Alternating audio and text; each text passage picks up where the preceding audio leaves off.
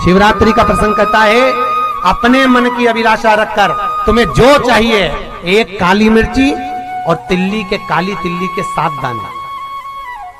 एक काली मिर्ची और काली तिल्ली के कितने दाने?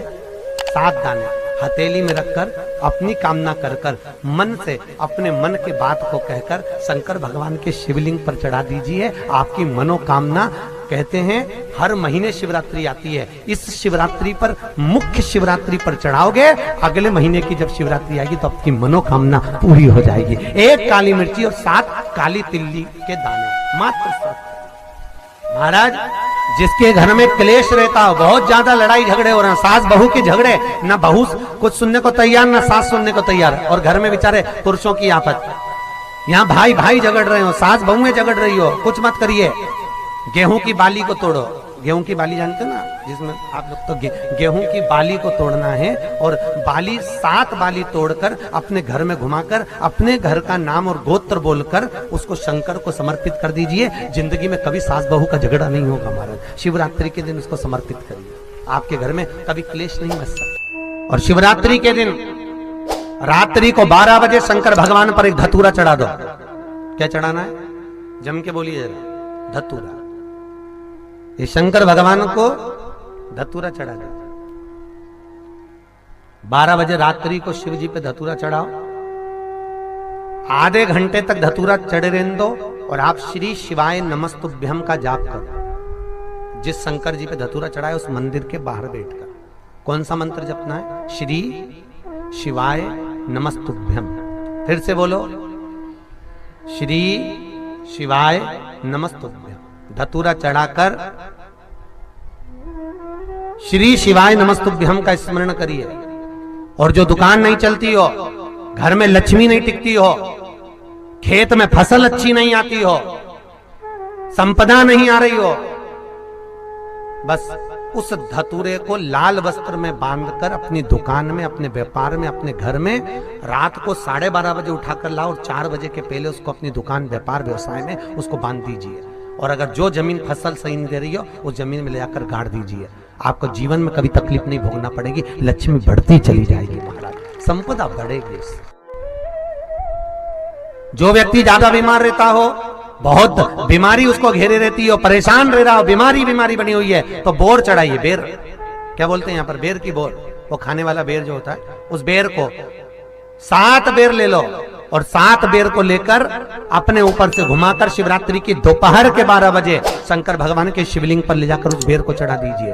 आपका रोग, आपकी बीमारी मात्र 3 महीने के अंदर समाप्त हो जाए। शिवरात्रि के दिन बेर चढ़ाने का बड़ा महत्व है। और शिवरात्रि पर चढ़ा हुआ वो बेर उठाकर ले आइए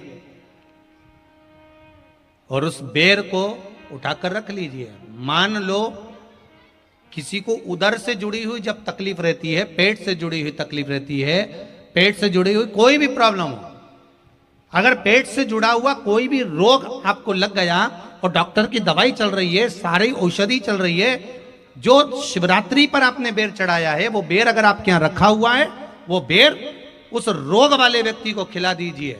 आधे घंटे के अंदर पेट का दर्द, पेट की तकलीफ, पेट का कैसा भी रोग होगा, एकदम आराम लग जाएगा। उस बेर में इतना दम, इतना प्रबलता आ जाती है शंकर को जो शिवरात्रि के दिन बेर चढ़ाया जाता है, वो केवल शिवरात्रि के दिन करने का होता है। कहते हैं जिसका व्यापार ना चले, व्यवसाय ना चल रहा हो, बहुत ज्यादा कष्ट में जीवन निकल रहा हो और बहुत ही ज्यादा तकलीफ हो रही हो, तो धतूरे को हल्दी में डुबोकर शंकर भगवान को शिवरात्रि के दिन रात को 12 बजे समर्पित करें। उस धतूरे को वापस उठा लाएं 5-10 मिनट के बाद, श्री शिवाय नमस्तुभ्यम बोलकर लाल कपड़े में उसको बांधकर व्यापार वाली जगह में कहीं पर भी उसको बांध दिया जाए। व्यापार पीछे नहीं हटता, व्यापार अग्रण्य भाव में बढ़ता चले जाता है। महाराज, उस धतूरे को केवल परंतु शिवरात्रि के दिन रात को 12 बजे ही किया जाए। हल्दी में डुबोना पड़ता है।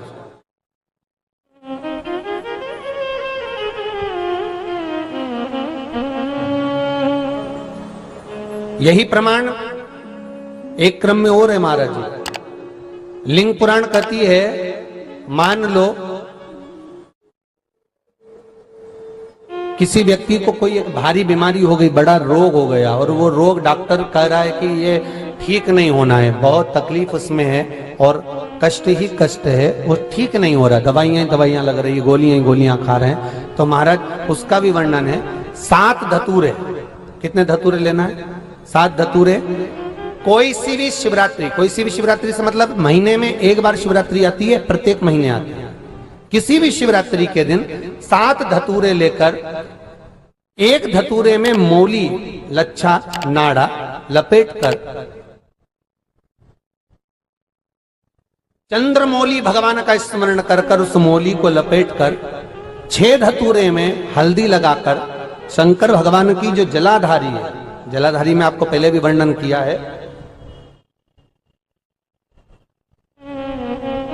शंकर भगवान का ये शिवलिंग है, ये जलाधारी है, ये भगवान का जल निकलने का स्रोत, चरणारविंद का भाव। शिवलिंग जहां रखा हुआ है ये पार्वती जी का हस्त कमल, जो ये गोल भाग है ये पार्वती का हस्त कमल, जहां शिवलिंग रखा है। जहां से जल नीचे गिरता है उसके सीधे भाग में श्री गणेश जी महाराज का स्थान है, उसके उल्टे भाग में श्री कार्तिकेय जी का स्थान है।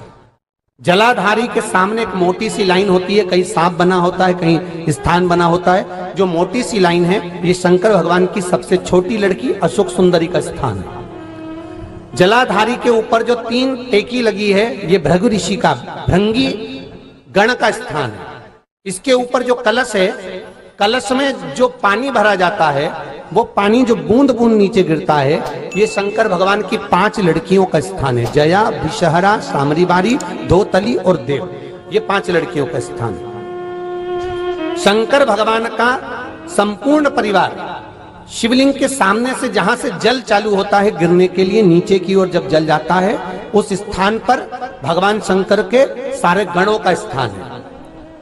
फिर जब जल बहकर सामने की ओर जाता है, जितनी दूर तक जल जाता है उतनी दूर तक भगवान शंकर के उस जल भाग को ग्रहण करने के लिए 33 कोटि देवताओं का स्थान है। इसलिए उस जल को हम लांघते नहीं है, क्योंकि वहां 33 कोटि देवता विराजमान रहते हैं महाराज। तो जो बीमारी डॉक्टर ने बता दी और बहुत बड़ा रोग हो गया और शरीर में कष्ट है, ठीक नहीं हो रहा, चाहे लीवर से जुड़ा हो, चाहे किडनी से जुड़ा हो, चाहे कैंसर से जुड़ा हो, और मान लो शरीर में कहीं गांठ भी हो गई है और वो मिटी नहीं रही हो, तो महाराज निवेदन है 7 धतूरे, एक धतूरे पर मौली लपेटकर वो शंकर जी के शिवलिंग के ऊपर चढ़ाना। 6 धतूरे, उसमें से एक धतूरा भगवान श्री गणेश जी का स्थान, दूसरा धतूरा श्री कार्तिकेय जी का स्थान, तीसरा धतूरा अशोक सुंदरी का स्थान। महाराज शंकर भगवान की जगदम्बा जी के हस्त कमल के ऊपर एक धतूरा, एक धतूरा जहां से जल नीचे की ओर बहकर जा रहा हो, पानी जिस जगह से नीचे गिर रहा हो बिल्कुल वहीं पर एक धतूरा चढ़ा देना है। उस धतूरे को चढ़ाने के बाद वो धतूरा वापस लेकर आना है, अवधूतेश्वर महादेव का नाम लेकर या चंपेश्वर महादेव का नाम लेकर उस धतूरे को, जो बीमार व्यक्ति है उसका स्पर्श कराकर बेलपत्री के पेड़ के नीचे पटकवा देना है महाराज। धीरे धीरे रोग में आराम मिलना प्रारंभ हो जाता है, औषधियां धीरे धीरे समाप्त हो जाती हैं और व्यक्ति स्वस्थ हो जाता है। ये केवल शिवरात्रि के दिन ही होता, 12 महीने शिवरात्रि आती है, आप किसी भी शिवरात्रि को कर सकते हो, किसी भी शिवरात्रि।